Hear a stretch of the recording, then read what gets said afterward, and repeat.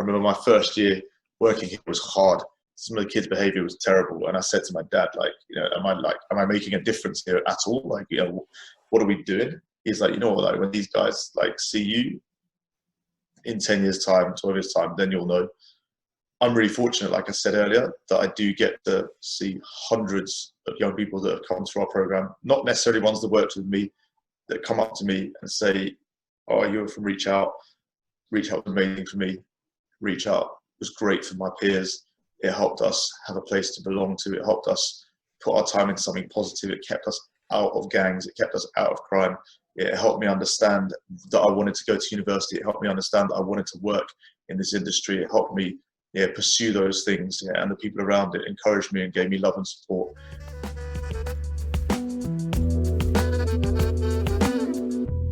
G'day team, welcome to the Feel Good Blueprint and to episode 14. I'm your host Simon Ma, and I created the Feel Good Blueprint to bring together a community of like-minded people to share ideas, tools and resources to help others find their greatness. If you enjoyed this episode and got something out of it, I'd really appreciate if you shared it with at least one friend, or you gave us a follow at the Feel Good Blueprint on social media. Thanks so much. My next guest is Mr. Peter Blackwell. He's the Chief Executive at ReachOut. ReachOut's a charity providing one-to-one academic and character mentoring for 800 disadvantaged young people in London, Manchester, Oldham and Liverpool. Pete started at ReachOut in 2004 as the sole member of staff in London. He was working at the time in the frontline for his youth services in Hackney. Pete progressed to leading the London office and took on responsibility for ReachOut's fundraising work, whilst growing the charity in London to cover Hackney, Tower Hamlets, Camden and numerous other disadvantaged boroughs. He was appointed the Chief Executive in 2015 and has overseen incredible growth since his appointment. Pete also runs his own sports league business and serves as a school governor for the Petchey Academy.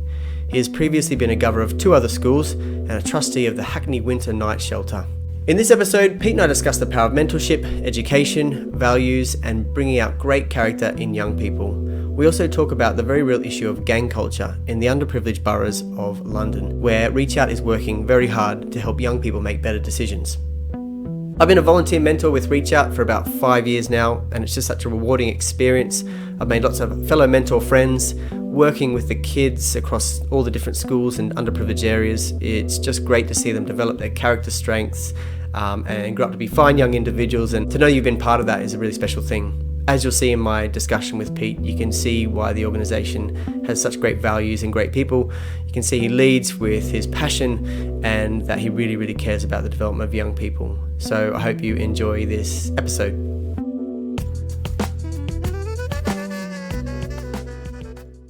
Thanks for having me. Much appreciated. I'm glad to have you on. I had you on the list for a while because I've been a mentor at ReachOut for 5 years now, and I started in 2015, and I've mostly worked at some of the schools. Obviously, you're mostly within the east part of London, but it's just to me, it's a really special organisation. I've gotten friends from it that are fellow mentors, and it's a great group. So I'm pleased to get you on, Pete. I'd like to start with, if you could, just a bit of a sort of a background on yourself and what ReachOut is. Sure. I'm the Chief Executive at ReachOut. I've actually been at the organisation since 2004. ReachOut was a tiny community project in Manchester where I studied at university. I met them as a volunteer. I only volunteered maybe 5-6 times. And when I graduated, they had just got a commission to set up a project in London. And I was asked if I would like to work the summer at that project in London. And I thought, you know what, like, I was applying to grad roles. I'd just done a maths degree. I was applying to grad roles in investment banking. I didn't really know what I wanted to do. I figured I would follow a fairly conventional path, and back in 2004, I think everyone I knew followed a conventional path. It was like your parents, especially like my mum's Chinese, she's first generation immigrant, and for her especially, it was like you became a doctor, a lawyer, an accountant, an engineer sort of thing. Nothing else was really possible. So I thought I would go and work in investment banking. I was applying for these jobs, and I got asked to go and become a football coach on a little summer school that ReachOut was doing for 10 kids in Hackney. And I thought, you know what, I'll do that. That sounds like fun. So I worked for them for 2 weeks. I had a great time. And then I got involved in teaching maths, a bit of the leadership of the program. And then they actually said, look, do you want to come and do 2 more weeks in Manchester? And this is a convoluted introduction, but it's probably a good story for you, so I'm telling it. So I said, yeah, sure. And I went back to Manchester and I did 2 weeks in Manchester. And I had probably like some two, definitely by that point in my life, like the 2 most important weeks of my life. I taught maths, I taught football, but I got asked to kind of help one of the kids who was really struggling with his behavior on the program. He was the biggest kid. He was one of the oldest kids. He would like get into arguments and fights. And in class, like when he had a maths class or an English class, he would kind of be highly disruptive and really challenging, like throwing chairs around the room and stuff, that kind of level. So I was kind of asked as like the behavior person to see if I could kind of support this kid. And he and I built a really strong relationship over a 2-week period. We got to the bottom of some of the issues, one of them being, the key one really being that he had a really low reading age, and he was really, despite being one of the big older kids, he was quite embarrassed about that. So whenever he was kind of put on the spot in lessons, he was very, he got ultra defensive. That was his defense mechanism. And we kind of talked through it and worked through it. And I remember on the final day of the program, a couple of really big things happened on the final day of the program. So the first thing was in the morning in the English class, he got asked to stand up and read in front of the group by the teacher. And he was visibly uncomfortable. And I remember he looked upset. He looked at his book, like he looked at me. He looked back at his book and then he stood up and he basically read it out. And he read it out. It wasn't great, but he read it all. And then after the class, he came bouncing up and he was really, really proud of himself.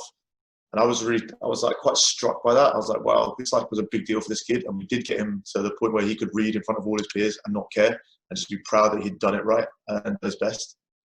And that was important. And then later that afternoon, they said to all the kids, this is the last day of our summer school. Well done. I hope you've had a great time. We're going to be back in September. There's going to be a weekend project. We'll see you all there if you want to come. And so again, this kid comes bouncing up to me and he's like, Pete, there's going to be a reach out every Saturday. Like, will you be there? And I'd already made the decision to move back to London, whatever happened. And I had to sort of say, look, man, I'm going to be going back to London. I'm really sorry. And he burst into tears. And again, I was really struck. I was like, wow, this was really important to this kid. And I hadn't grown up wanting to work in youth work, children's work, charity. It wasn't, I'd never thought about it really until ReachOut came along. And then we had these kind of series of moments with this boy called Kadeem, who was 12 in Manchester. And I was really struck. And, we said our goodbyes eventually. And I came back to London and thought, wow, that was a big deal. And then like the next day, ReachOut rang me and said, would you like to set up ReachOut in London? And I had to say yes. And that's what happened. And I've been here ever since. So that's kind of my intro and where ReachOut came from. And what we did is we grew it into an organization that provided positive role models to kids who were struggling for one or more reasons. We asked schools to help us find those kids.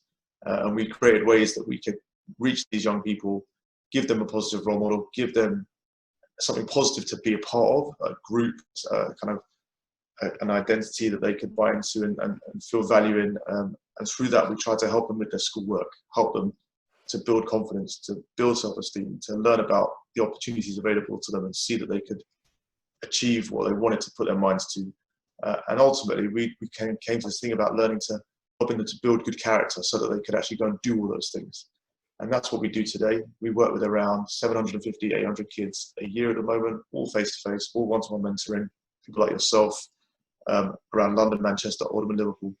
And I'm really proud that it's a good organisation doing good work for some of our country's most disadvantaged kids. Yeah, it absolutely is. And that's a really touching story. And I know that there's just hundreds, if not thousands of those stories that you've heard, I suppose, through the years. And that's just one of them. And we'll get into a bit later. But I just recall even just my experiences over the last couple of years. And every time you have a new kid that you work with, I work with the young men, which I'm really passionate about developing the good character traits in young men. It's really difficult. Like I saw parts of myself. It's like every season or term, sometimes you do have to say goodbye, and that's sort of it. And when things change, but it's about making that positive impact. And it's those little moments, even if you only get one of them or two of them, that those really special moments, you can see that kid flourish. It's just an incredible thing. So absolutely, really, really good. And I kind of hope, like, I've been really fortunate because I've lived and worked in Hackney for 16 years. So I'm really lucky to have seen basically kids I met when they were 9, 10, now grown men, which is amazing. But even we hear stories, and there was one of our events, one of the lads came along, he was like, must have been 20 at the time or 21. And he actually ran into his mentor from like 7 years ago, and they recognized each other. And they had a really good conversation about it. And Bob was like, wow, man, I can remember you. You were like, great. And they kind of kept in touch. And the lad's called Bob, and the mentor's called Nick. And Bob has been to Barclays where Nick works. They've been in touch. And you would hope that, you know, somehow these stories find their way to maybe show you in the future, like, all the great things that you did for these kids and where you gave your time was important to them, because they will tell you that when you see them in the future. And we do hear that, and that's really nice as well. Yeah, that's great. And you as a CEO, you've clearly developed this organization, and you've driven so many initiatives at community level. You know, I think about things like, the London Marathon. You work with Virgin, you work with Barclays Bank. I think you've got your own thing, which is, I think, the Ballers League, which is that a separate thing as well? Yeah. So I also, I have a lot of ideas, and I see a lot of opportunities. And I meet a lot of people. And between the three, I always feel like there's other cool things that can be done. So Ballers Leagues is a small business me and 2 friends run. The guys, I actually met them through ReachOut. They were volunteers with our football club when we used to have a football club that supported the charity. And yeah, the 3 of us kind of clubbed together a few years back, and we decided we wanted to create a business together that was all about providing really great quality football leagues. And we basically all organised tons of football anyway, and at the same time found a way to put back into the community in ways that we could. So yeah, we run football leagues. Our referees are actually pretty much exclusively ex-ReachOut young people or volunteers.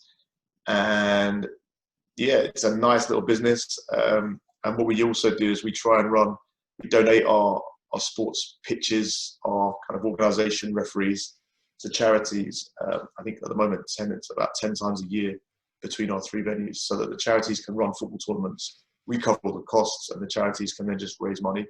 And we think that's another nice way that we can give back to the community that I guess we're from, more than anything.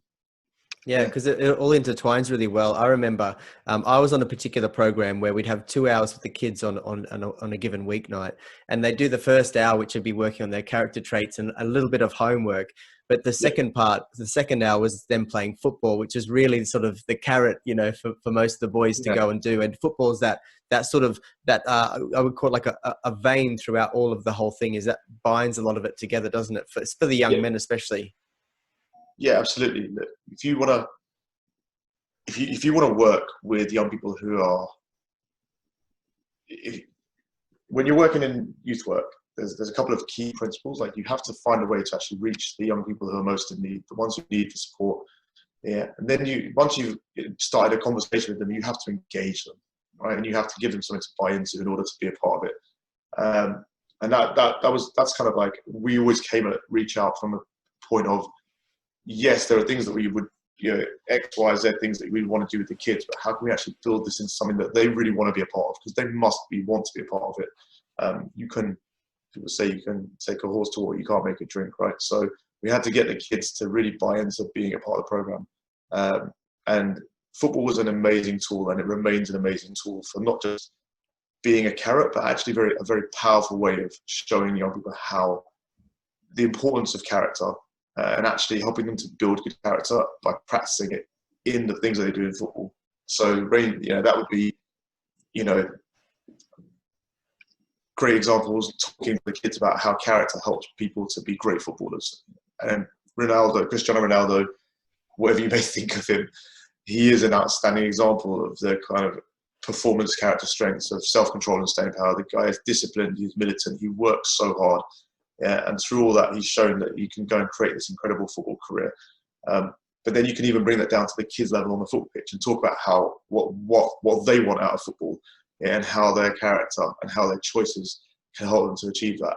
And that could be, we really want to win this game, right? So, and the other team is really fit and strong. So what are we going to have to do? We're going to have to really think hard about staying there. We're going to have to push ourselves to really stay in this game. And can we afford to get anyone sent off? Probably not, right? So then we need to really be thinking about managing our behaviour, managing what we do despite how we're feeling. We might be upset. They may have failed us. Yeah, but can we show the self-control to actually manage that and then translate that into staying power, into performance ourselves? And it's just a great tool. It's a great leveler. It brings people together. It helps build community. And if you do it right and you do it smart, you can actually get right down into those fundamentals of character and the core of the human person that enables them to be good at the things they want to do. Football's just been amazing, and I'm very happy that I discovered it so fully through my life of ReachOut as well. Definitely. Good. And Pete, what does great mentorship look like? What have you seen as great examples in ReachOut?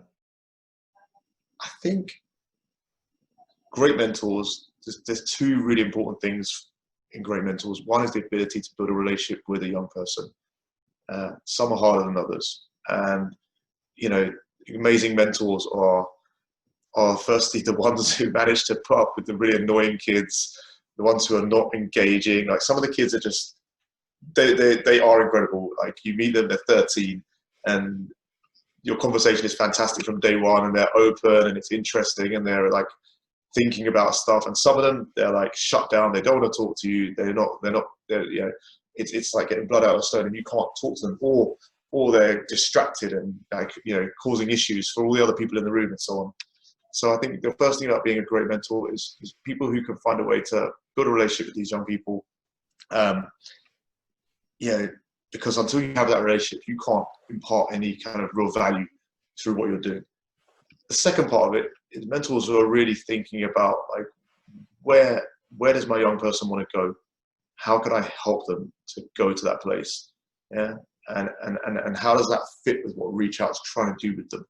Yeah. And then how can we merge that together to try and impart that through whatever we're doing, through our maths and English work, through our conversation, about anti-racism or, politics, or through them, like, being a passionate footballer. How can I find a way to connect with that young person and help them to find the right things, identify their goals, strategies to work towards them, to think about character as they go about their daily life, to help them so that they can grow as an individual and go and make the right choices that lead them to the place they want to be.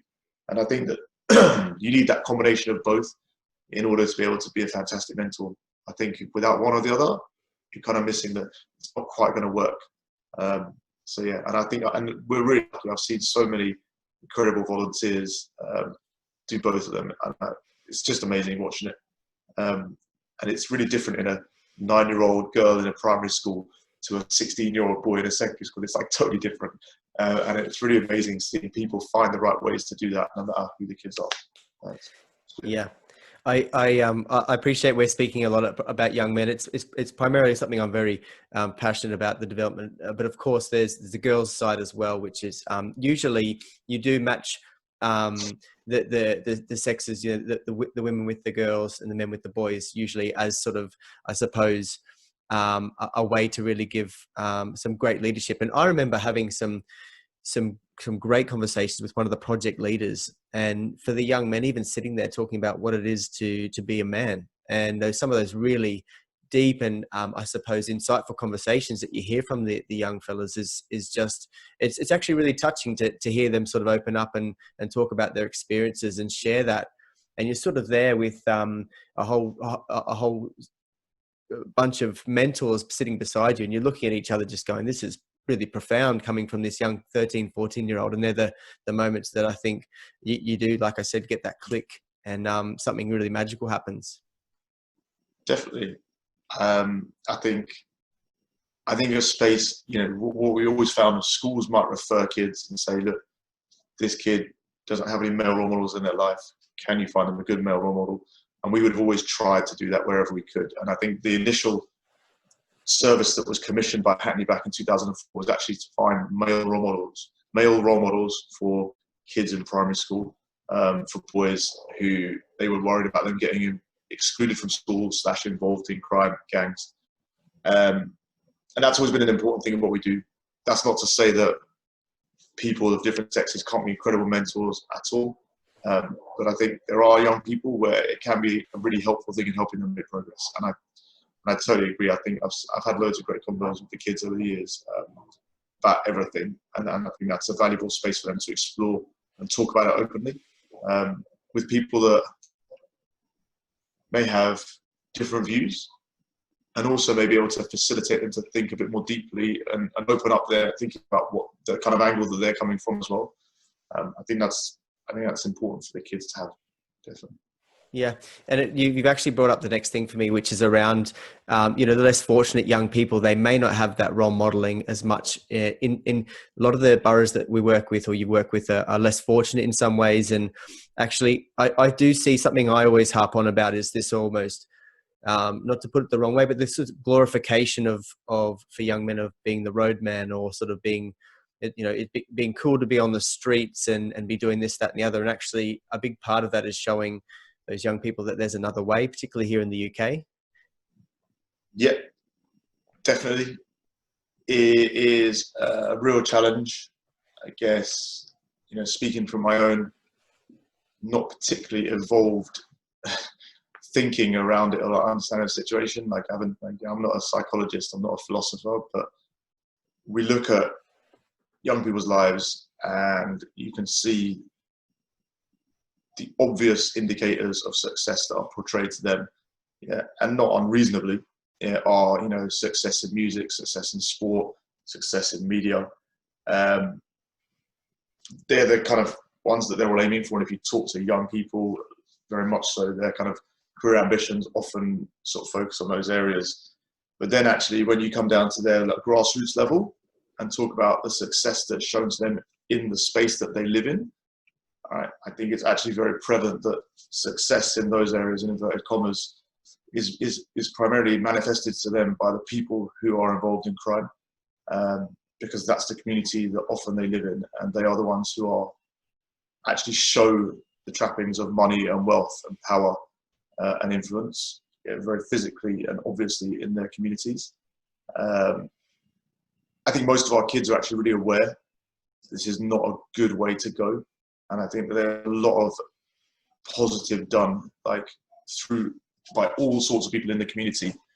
But I think it's a very seductive power as well, particularly because of the nature of a gang, a group of young men in particular, offering friendship, offering respect, offering a sense of belonging and offering a sense of value to people, whether it's true or false, whether they're using them or otherwise. And I think it's really easy for young people to still be lured into that, even though they probably think, this is not a good idea, it's not a good thing, but they end up without really meaning to be involved in this stuff. And yeah, I think that it's a challenge, and I think it's essential that we collectively find ways to really push different ideas into the forefront of these kids' minds. And I think that needs to be done physically. I think I had a talk with one of the guys a few years back. He's doing really well now, and he went to prison at 18. And we talked when he came out, a couple of years after he came out, and I was like, look, what could we have done? Like, was there anything else that ReachOut could have done? And he said, you know what, Pete, I'm not sure anyone could have done anything. Yeah, like he grew up in what is called the Pembury estate in Hackney. It's a very infamous estate, serious criminal gang. He was involved in gang activity by the time he was 14, 15. And yeah, this guy said to me, you know what, Pete, maybe there was the only thing that maybe would have made a difference, it would have been to have a really big, active, vibrant youth centre, literally in the estate, with people they respected, at the heart of that. And that's something to think about. Like, I was a volunteer at BBC Children Need for many years. I actually would recommend grant applications. So I'd review grant applications and recommend them for funding or say no. And I always put forward the ones that were for youth services in a youth centre in a council estate or some kind of housing area of deprivation. Because I think that if you can find people that are willing to give their lives to that kind of cause and to work in those conditions, I think they should be supported, because I think they have the best chance of reaching those kids that are really the furthest from like things like coming to reach out in school and the most at risk of getting involved in crime, and really doing some serious harm to their life or someone else's. So I think, yeah, it's an important thing that we try and find more ways, as many ways as possible, to get good role models into these kids' lives. And I think we need to think deeply about, is there something that we should do as a country or as a society about thinking about reward and remuneration for those people who actually will work in the front lines and go into those kind of jobs, you know, where we're actually probably they're most needed. I think that's the important thing. And for me, it was really, to your points there, actually, when I first joined Reach Out, I first moved to the sort of mid part of the Isle of Dogs near Cross Harbour, out near Canary Wharf. And I was actually living on the estate that they ended up, I found out later, because I watched that new series of Top Boy, they'd actually filmed that as the estate that I actually lived at. And there were kids that were actually in the stairwells, hanging about in those stairwells, and it was an intimidating thing as my first experience coming to London, you know, coming from where I come from in Australia. And actually that's why was so passionate about it, because, you know, there is that opportunity to help those young people as much as possible. Do you think that it's becoming more of a battle? Do you think it's getting more difficult, Pete, or do you think, what's the sort of direction of this and how's it going? I feel like it's the same. Overall, interestingly, I think I would say Hackney is probably better, you know, but I have a very personal experience of Hackney.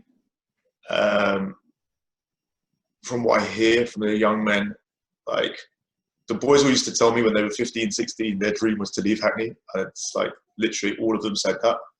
None of them have, and none of them really want to anymore. And we were talking about this. We were talking at football just a couple of days ago. These guys are now 24, 25. And they were saying, like, it is a bit of a different place. Like, there are still massive issues. And for a teenage boy in the area, it's still a very challenging environment to navigate and a very scary environment to navigate. There are literally places you cannot go, and you shouldn't, you know, because they're worried about getting stabbed and beaten up. But I think there has been some progress in terms of housing. I think there has been some progress in terms of like working with like criminal gangs to try and help people get out of them, help manage their activities. I think there's been a really, I think it has to be thought about how do we get frontline services into those communities still. We talked about youth services getting cut over, you know, since 2008 and austerity, and without going into politics, like I think there probably is some policy thought that needs to be done about how do we kind of maintain a very physical and representative kind of group of people within these communities that can help all of the community, help the kids to make the right choices. Yeah. And given the situation at the moment, I've actually been calling it Voldemort in the podcast to avoid using the C word. Now, Reach Out is primarily on the basis of mentors going to see mentees, the kids in the classroom or in a physical space.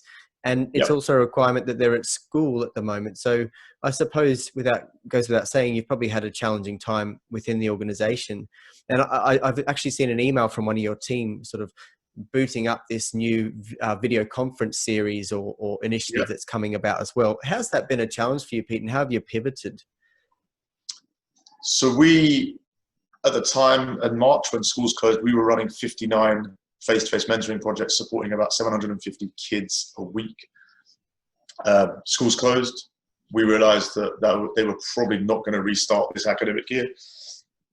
So we went and actually spoke to our kids. We got on the phone. I say we, not me. The team who do an amazing job, our project team, got in touch with as many kids as they could. They went in kind of groups of kids, so like 10 kids at Bow School and 10 kids at this school. And they kind of tried to talk to the group about what they were feeling, like what they thought they would like in terms of support from Reach Out. They spoke to parents where they could see what parents thought would be useful. We talked to schools.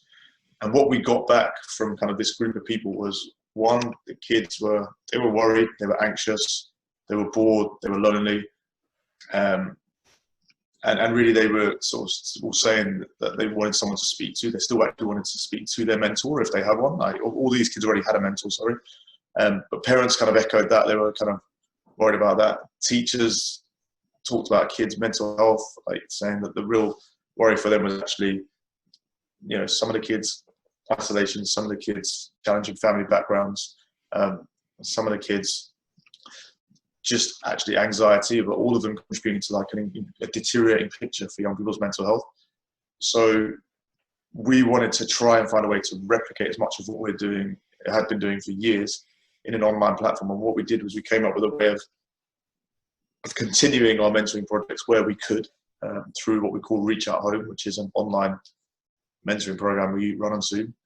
And it's pretty much the same as how we've always operated. We have a project leader, a member of ReachOut staff that opens the session and invites all the kids and the mentors to join and have a catch up, and they maybe do a group activity. And then we use the breakout room function to give people their individual space to talk to their mentors about how they're feeling, things they want to address, or maybe just to catch up. It's kind of up to them how they use that time.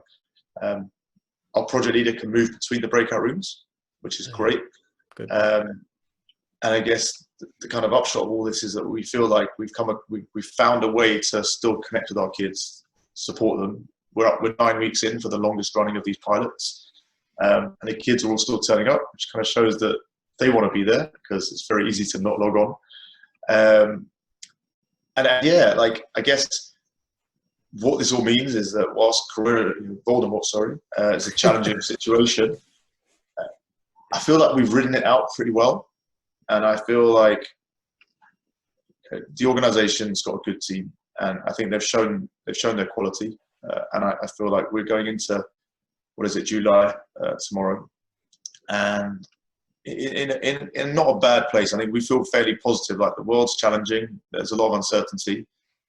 We think we're still, as an organisation, doing good work. We think that we're still able to be viable as a business. I think that's always important when you even if you run a charity, it is still a business. Like, you employ people, you raise money.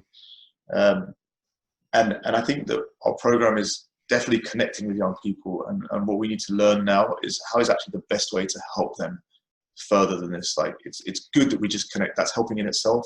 But how can we do it best? And that's the thing we need to learn over the next 6 months. Yeah. I'm glad you can continue that. And it sounds like it's going really well, and they're logging on, which is great. I guess it's like it was probably most difficult for them to get them motivated to come to the physical sessions, but it adds a new challenge because, like you said, they can just physically not log on now and go gaming or doing something else. So that was my big worry, was the gaming. Teenage boys gaming versus mentoring session. Having been a teenage boy, it was it was a difficult one. So they are logging on so far, and that's great. The project team worked pretty hard to kind of remind them of the sessions, and I've been to a few sessions, and it's great to see though. It's really great. Kids clearly valuing the fact that the mentors are there, they're giving up their time, and they've clearly got something to say that they want to talk about, and that's great as well. Good. And do you think there's like an opportunity in the wider education system with this break, with this gap, to maybe change things to better suit, be more flexible, look at the actual curriculum and how it maybe lends itself to more like what ReachOut does? I said at the start, I see opportunities. There's huge opportunity right now.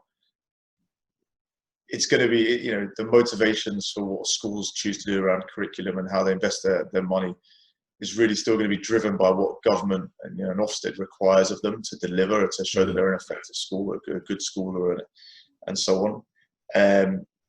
I think we will see schools paying a bit more attention to pastoral needs of young people. I think that's probably a good thing overall. I'm not saying that academic grades are not important. But what we've heard from schools throughout this period is that they don't care about us supporting young people's academic learning. They care that their kids are not feeling terrible and that their kids are well and healthy, because if you're not well and healthy, you can't do academic learning either way. And I think that schools will start to pay a bit more attention to that. Government has released quite a lot of money, £1 billion, I think, 350 million in a national tutoring programme, 650 million for schools to spend as they see fit on their most disadvantaged pupils, to help them to navigate school and get to a point of being a young adult who can go and work. and kind of make a life for themselves. So I'm hopeful that we'll start to see increased attention paid to it, and also, yeah, it not just through external agencies like ReachOut, but maybe like within the school as well. Like, what's actually the priority for teachers is going to be an interesting thing to look at as well. Yeah, like you said, I think there's like a 101 here with the kids, and it's actually around them being safe and well and happy, and being in those really like in a basic sense, making sure they've got those needs, those sort of Maslow of hierarchy, the initial needs that they need in their life to be okay. And I suppose that ties back in with the character development itself anyway, because they can build everything on top of that. You know, when they're not deep into their academic work or their schoolwork and they haven't got that, there is still that character development piece and those values that really sits at the core of what you can still teach them through ReachOut, which I think is really useful. Yeah, exactly. And I think, and when we look at what our online program is looking like it's going to be for the next 12, 18 months, I don't think we're going to include academic content in it, because I think we probably feel like we'll be more effective at helping young people build good character in an online program than we're trying to tutor them over Zoom. And I think that if we're helping them to build good character, they're much more likely to make the right choices, and go and just make sure they're learning themselves, or finding a way to access their school's online class, or talk to a friend about how to do the homework. And I think that's probably a more important thing. You know, character is a foundational thing. You can't learn skills without the foundation of character that enables you to put the time and effort into those things. So we will definitely be focusing our intentions around making sure that, you know, one, children are safe and well. And you talked about Maslow. There are things in there that, you know, must be addressed before young people can build character. Even if kids are unsafe, if they have no food and and so on, they're not going to be thinking about, am I showing staying power, right? But once we take care of those needs, which are essential and human rights, then our piece is probably coming in a level above that and making sure we're thinking about how they can build good character and start to make good choices. Good. And then what can people that, you know, they're just being introduced to ReachOut now, they're just sort of learning about through this, watching this or listening to this, what do you think are the key things you want people to sort of learn from ReachOut, and what ReachOut embodies? Interesting. Key things I think people should learn about ReachOut. One, ReachOut is a fantastic charity with a long history of a very tangible impact. We try and record data. I think it's important. For me, it was always important that I worked and understood why I was working. I remember my first year working here was hard. Some of the kids' behavior was terrible. And I said to my dad, like, you know, am I making a difference here at all? Like, you know, what are we doing? And it was, that's slightly prophetic. You did a good job here. He's like, you know what, like, when these guys like see you in 10 years time, 12 years time, then you'll know. And I'm really fortunate, like I said earlier, that I do get to see hundreds of young people that have come through our program, not necessarily ones that worked with me, that come up to me and say, oh, you're from ReachOut. ReachOut was amazing for me. ReachOut was great for my peers. It helped us have a place to belong to. It helped us put our time into something positive. It kept us out of gangs. It kept us out of crime. It helped me understand that I wanted to go to university. It helped me understand that I wanted to work in this industry. It helped me pursue those things. And the people around it encouraged me and gave me love and support. And I think that it's amazing to see an organization where you can actually speak to all those people, hundreds of them, that will tell you that. And then at the same time, look at a data set that shows you, like ours, that, you know, over 150 kids over a 5-year period, primarily black boys, got 70% of them got the 5 A to C's at GCSE, including maths and English, compared to 34% of their peer group. So I think that's one of the things I always want people to know about ReachOut, is it makes a difference. 2, you can be part of it. You know, whether you want to give some money, or you want to volunteer as a mentor, there's loads of ways you can be part of it. You can be part of it and make a difference yourself. And we love everyone who wants to help and be involved. And we'll try and find a way for you to do it in a way that suits you. The third thing that I would say is character. I think, that's our raison d'etre, and it's, like I said, it's universal. It's all of us. It's almost omnipresent. So it's in all the things that we do, and in all of our lives as we strive to be good humans and better humans, and probably like a pursuit of happiness. I think it's really clear for me and for everyone who works here that thinking about character helps you to do all those things, and building your character, practicing it, and reflecting and understanding in your little cycle of how I can improve myself is a fundamental piece of that. And I think they're my three things about Reach Out. Everyone can be involved. Character is essential, and it makes a difference. Yeah, very nice. And Pete, as CEO of Reach Out, there's just a couple of things I wanted to touch on around, I suppose, what's been happening at the moment. But for you, what to you is really effective leadership? Thinking about what you do with your team and everyone around you. Effective leadership. Whew. Broad question. Effective leadership. Yeah, I think so. Effective leadership for me, and I guess I'll answer in the context of how I see my role. Effective leadership, I got three chunks to it, I think. The first chunk is having a clear pathway that we want the organisation to follow. I think a lot of organisations don't have a clear thing that they're trying to achieve.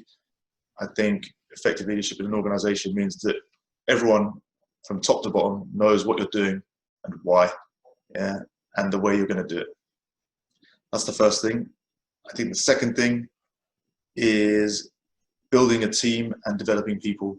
So getting the right people into your organisation to help you do that, and supporting them to be better and better at their jobs and their lives. I think that's essential in a good leader, and because those are the people that are actually going to do most of the work, quite frankly. That's just the truth of it. They're the people that, in Reach Out's case, they're the guys that go into the schools and are fantastic with our kids. So yeah, building a team. And I think the third part I would flag up is being able to communicate all that to people. I think effective leadership without communication, it just doesn't exist. Great leaders have to be able to do the first two things and actually make everyone understand what they're doing it, and and why, and get everyone to buy into it. And I think when you can marry those three things together, you start to have a position where you've got a whole organisation that's moving in the same direction and understands why you're doing it. And it starts to kind of create a symbiotic flow where everyone's actually just bought in, and it just makes things work together. And you start to achieve, and that's amazing. And I think, like, you always thought, people used to always talk about Alex Ferguson, but I think like there was a really classic thing. Everyone could see like what Alex Ferguson wanted to do. The whole team got into it, and they just went and did it together all the time, and they were very clear. But yeah, I think they're what I would flag up as the three key components for me. Yep. And during this time, has there been anything in particular you've done that's helped keep people engaged, from all around you, and keep their morale up? Yeah, we tried. So when we first went into lockdown, my first thought was when schools closed, and I extend our leadership to our trustees. Our trustees are effectively my bosses, but they're part of this. But they were really great throughout, and we were really clear that we needed to show people what we were going to do and why and how, and that's where we came up with this idea of reaching home. And then, developing people is a more long-term thing, but really we actually tried really hard to communicate that clearly to everyone, all our stakeholders. This is where the organisation's at. This is what's happened. This is what we think we want to do and why. Come and help us do it. And I think that's worked quite well. On a more granular level, we tried to communicate that to all of our stakeholders. We held regular conversations with our staff team, particularly those who were furloughed, to try and keep them engaged, help them to understand what was going on. When I talk with my staff team about our organisation, I try to be as transparent as possible with the team so that they can understand what I understand, and therefore they can understand our business decisions. And the truth of leadership is sometimes there are hard decisions to be made. People are more able to accept them and still buy into the organisation and want to be part of it if they have that transparency that makes them understand the full reasons behind why things have to be the way they are. So yeah, and I think they're the things we did we did quite well, and I'm really pleased. I remember after several of the conversations with the team, I actually got a few people messaged me afterwards saying that was really helpful and well delivered, and we understand and thank you, which is nice to hear. And I guess my chairman always says to me, over communicating is always a good thing in a leadership role, and I think that's not a bad mantra. So we try to do that. Yeah, that's good. I'm pleased it's worked out pretty well. I think during this time, there's been a lot of uncertainty, but I think if people can have at least some level of understanding, and you can try and make as much sense of it as possible, it's always going to help everyone with where we go after this. Because I think it's just, as everyone's been talking about, it's just going to be a different way of working in so many ways for so many organizations. And I guess it'll shape so many business plans and strategies for time to come. Exactly. Yeah.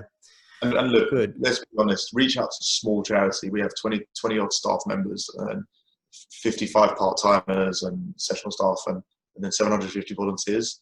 The reality is communicating that to them is actually quite easy and quite personal. Most of the people actually know, maybe a third of those people actually know me personally. So we have that kind of thing. I imagine that translating those things into explaining to the staff at Ryanair what the plans are might be a very, very different and much more challenging task. So we're under no illusions about, we've done good stuff. It's not necessarily easy to replicate, and we're lucky that the business is the way the business is, and that means that we can communicate well with people, I think, on the most part. Yeah. Very good.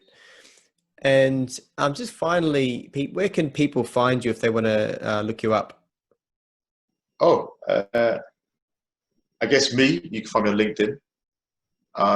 Peter Blackwell. I don't actually know what my LinkedIn username is, but I think for ReachOut, we're www.reachoutuk.org, and you can always email me on my ReachOut email. It's peter.blackwell@reachoutuk.org.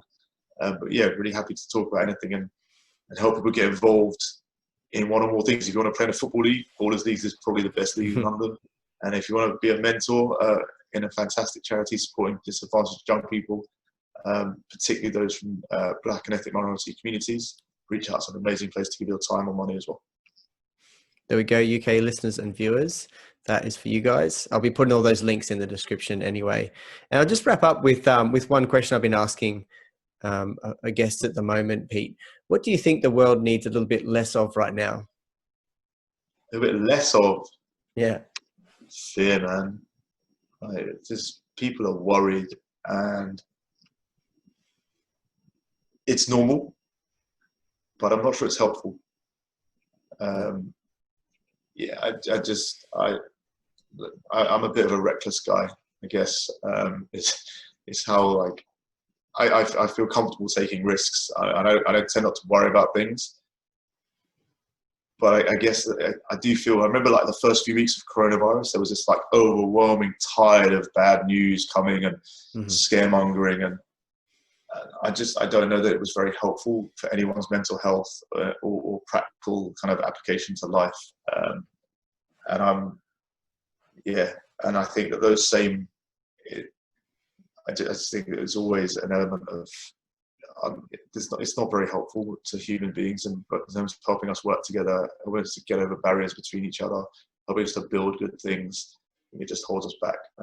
Appreciation of risks, fine. Fear, no. Yep, that's a good one. Yeah, and I think it's good to switch it off at the best of times, which I'm sure you've done as well. Create your own sort of flow of good information coming to you.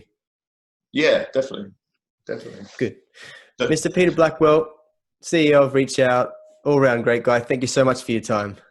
If you're still listening or watching, thank you so much for sticking through to the end. If you've got any feedback, inquiries or questions, you can always contact me at thefeelgoodblueprint@gmail.com. Thanks so much and take care.